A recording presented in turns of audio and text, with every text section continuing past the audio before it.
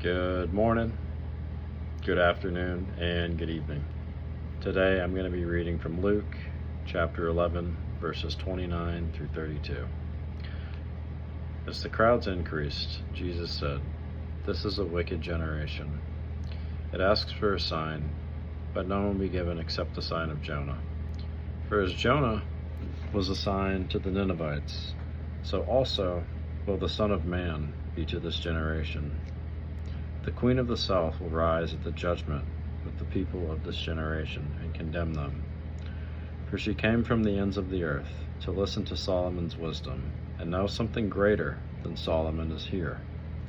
The men of Nineveh will stand up at the judgment with this generation and condemn it.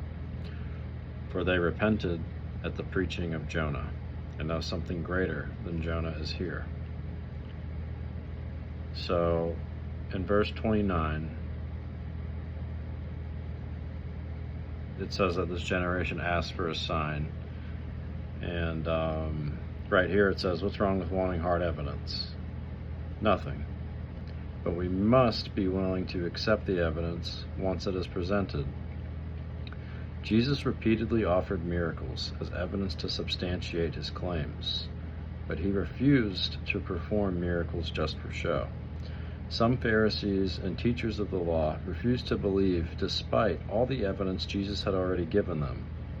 Therefore, Jesus pointed them to the coming climactic sign of his identity, his own resurrection from the dead.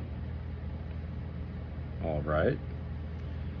And then it says the sign of Jonah is revealed in Matthew chapter 12, verses 39 to 41. So let's go there. He answered, "A wicked and adulterous generation asked for a sign. None will be given except for the sign of prophet Jonah," which we just read. Okay. "For as Jonah was 3 days and 3 nights in the belly of a huge fish, so the Son of Man will be 3 days and 3 nights in the heart of the earth. The men of Nineveh will stand up at the judgment with this generation and condemn it. For they repented at the preaching of Jonah, and now something greater than Jonah is here."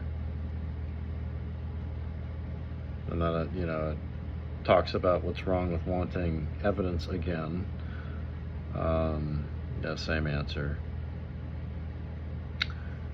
And then it says, I got a little explanation about the sign of Jonah.